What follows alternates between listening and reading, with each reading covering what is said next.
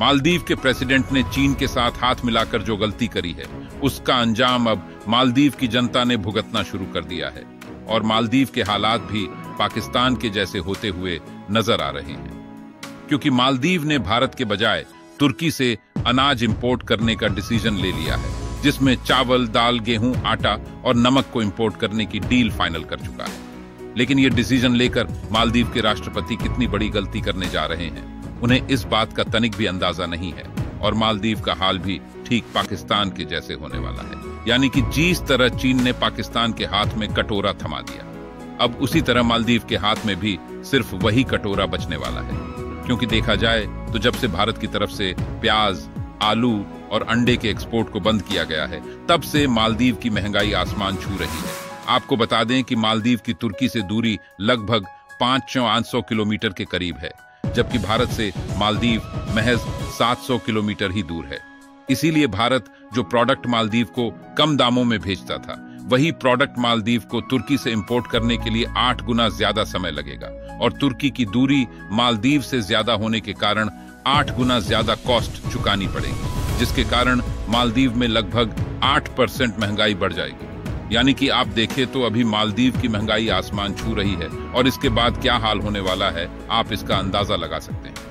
पूरी डेवलपमेंट क्या है इस वीडियो में समझते हैं, लेकिन वीडियो में आगे बढ़ने से पहले वीडियो को एक लाइक करके चैनल को सब्सक्राइब जरूर कीजिएगा, क्योंकि आपके लिए यह 1 सेकंड का काम है, लेकिन इससे हमारी काफी बड़ी मदद होती है। असल में मोहम्मद मुइज्जू चीन से मिलकर जब से वापस लौटे हैं, तब से दिन पर दिन भारत के खिलाफ नए नए फैसले लेना शुरू कर चुके हैं और इसी बीच भारत के ऊपर अपनी डिपेंडेंसी को पूरी तरह से भूल चुके हैं और जो बिलेटरल ट्रेड मालदीव और भारत के बीच में लंबे समय से मजबूती के साथ टिका हुआ था,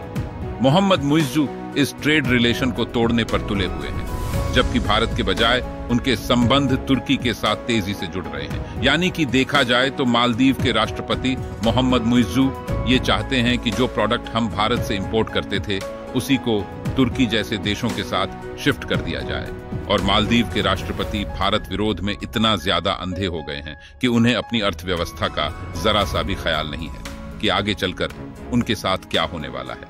क्योंकि मालदीव के राष्ट्रपति ने गेहूं, चावल, दाल और नमक समेत सभी फूड प्रोडक्ट के इंपोर्ट के लिए तुर्की के साथ अग्रीमेंट साइन कर चुके हैं। यही नहीं, तुर्की मालदीव को इसी फरवरी के शुरुआती दिन से ही इन सभी फूड आइटम्स का एक्सपोर्ट चालू कर देगा। लेकिन मालदीव के राष्ट्रपति ये हिसाब लगाना भूल चुके हैं कि जहां भारत की दूरी महज 700 किलोमीटर है, वही टर्की की दूरी लगभग 500 किलोमीटर है, जिससे इन फूड प्रोडक्ट के इंपोर्ट के लिए जो पैसे देने पड़ेंगे, वह भारत की अपेक्षा 8 गुना ज्यादा है।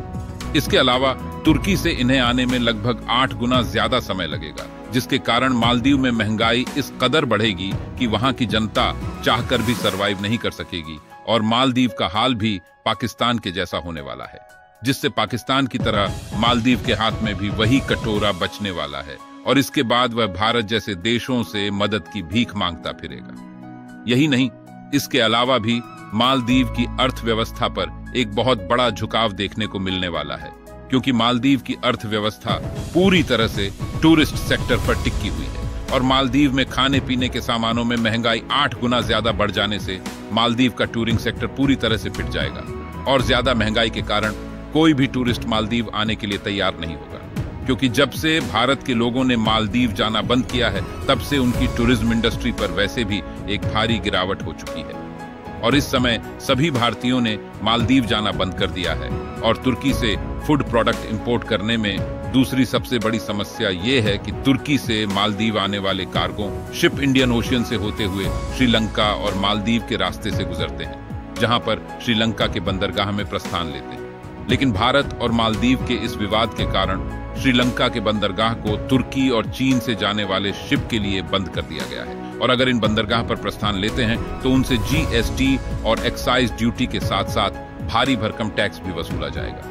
कुल मिलाकर मालदीव ने चीन के साथ मिलकर जो गलती की है, उसकी भरपाई वहां की जनता भी करने वाली है और जिस तरह चीन ने मालदीव में अपने पैर पसारे हैं, उससे मालदीव को कर्ज में डूबने का एक बहुत अच्छा तरीका चीन ने निकाला है और जल्द ही यह भी देखने को मिल सकता है कि मालदीव के कुछ आइलैंड पर चीन ने कब्जा कर लिया है। Thank you.